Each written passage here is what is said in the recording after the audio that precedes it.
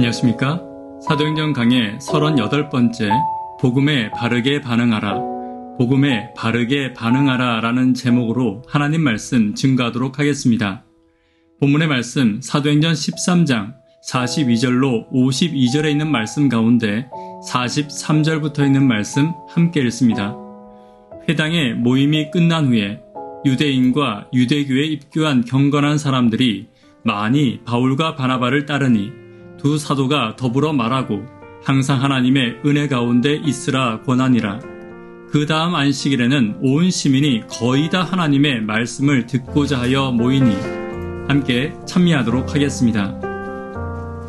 주 안에 있는 나에게 단 근심이 있으랴.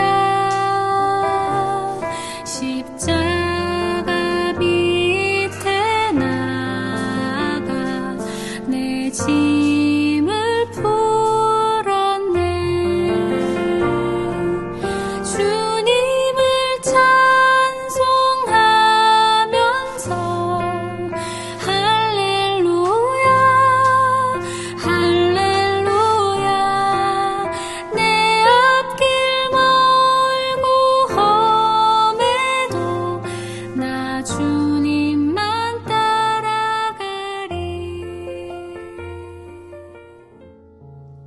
본문의 말씀은 유대인들과 유대교인들이 바울과 바나바의 말씀을 듣고 변화되는 이야기입니다. 그리고 그들이 들은 말씀의 복음의 내용은 구약에 약속하신 예수님에 대한 말씀과 예수님으로부터 누리는 구원과 은혜에 관한 내용이었습니다. 같은 복음을 듣지만 복음에는 여러 가지 반응들이 있을 수 있습니다.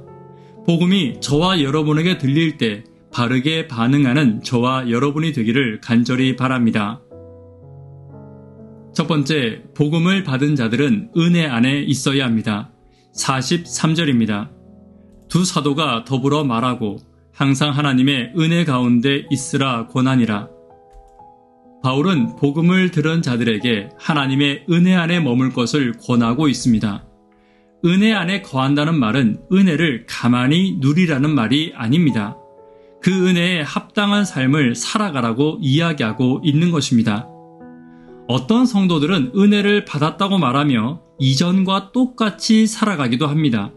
내 죄가 용서받고 내 잘못은 용서받았지만 이전과 같이 거짓을 말하고 교만하고 또 시기, 질투, 미움을 가지고 살아가며 내가 은혜 안에 살아간다고 이야기하고 있는 것입니다. 그러나 이것은 은혜 안에 살아가는 것이 아니고 복음의 지식은 받았지만 예수님을 만나지는 못했고 은혜를 알았지만 은혜는 받지 못하고 살아가고 있는 것입니다. 바울과 바나바가 은혜 안에 살라는 말의 뜻은 명확합니다. 은혜의 지식 안에 살지 말고 예수님 안에 살아가라는 것입니다. 오늘 저와 여러분의 삶이 복음의 지식의 삶이 아닌 은혜의 삶, 예수님과 함께 예수님을 닮아가는 삶이 되기를 간절히 바랍니다. 두 번째, 먼저 들은 자들의 교만을 조심해야 합니다. 46절입니다. 바울과 바나바가 담대히 말하여 이르되 하나님의 말씀을 마땅히 먼저 너희에게 전할 것이로되 너희가 그것을 버리고 영생을 얻기에 합당하지 않은 자로 자처하기로 우리가 이방인에게로 향하노라. 유대인들은 먼저 복음을 들었습니다. 그러나 그들은 복음이신 예수님을 거절했고 하나님의 은혜를 율법으로 바꾸어 놓았습니다. 그리고 후에 복음을 들은 이방인들과 사도들을 향하여 시기와 질투의 마음을 가지고 비난하고 있었던 것입니다. 46절에는 영생을 얻기에 합당하지 않은 자들로 유대인들이 자처했다고 말합니다. 이 말은 유대인들이 복음을 무가치하게 여겼음을 이야기하고 있는 것입니다. 유대인들에게는 열심도 있었고 지식도 있었습니다. 그러나 그들의 열심은 잘못된 열심이었고 잘못된 지식이었던 것입니다. 지금도 복음에 대한 바른 열심과 바른 지식이 없이 잘못된 방향을 향해 가는 그리스도인들이 있을 수 있습니다. 그들 대부분은 처음 들은 자들이 아닌 복음을 먼저 받은 자들인 것을 우리는 알고 있을 것입니다. 그리고 그들에게는 복음의 지식은 있으나 복음의 마음은 없으며 지금 복음을 받은 자들의 열심과 순수한 사랑과 존경을 시기와 질투의 마음으로 비난하기도 하는 것입니다. 오늘 나에게 복음이 들어왔을 때 그 첫 번째 복음의 마음을 지켜야 합니다. 사랑의 마음, 은혜의 마음, 예수님의 마음을 지키는데 최선을 다해야 할 것입니다. 오늘 저와 여러분들은 복음의 마음을 잘 지키고 있는지 돌아보고 내게 들어온 복음의 마음, 예수님의 마음을 끝까지 지키는 저와 여러분 되기를 간절히 바랍니다. 세 번째, 복음을 받은 자들은 이방의 빛으로 살아야 합니다. 47절입니다. 주께서 이같이 우리에게 명하시되 내가 너를 이방의 빛으로 삼아 너로 땅끝까지 구원하게 하리라 하셨느니라 하니, 복음을 받은 자의 삶은 빛의 삶이 되어야 합니다. 당연히 내가 섬기는 교회와 가정의 빛이 먼저 되고 또한 이방의 빛이 되어야 할 것입니다. 나의 말이 빛이 되고 나의 삶이 빛이 되고 나의 성품이 빛이 되어야 합니다. 쉽게 화내고 쉽게 짜증내고 쉽게 실망하는 모습은 빛의 삶이 아닌 것입니다. 오늘 나의 모습이 세상을 향하여 그리고 교회를 향하여 빛의 모습으로 살아가고 있는지 다시 한번 살피는 저와 여러분 되기를 간절히 바랍니다. 네 번째입니다. 네 번째는 기쁨이 곧 성령입니다. 52절입니다. 제자들은 기쁨과 성령이 충만하니라.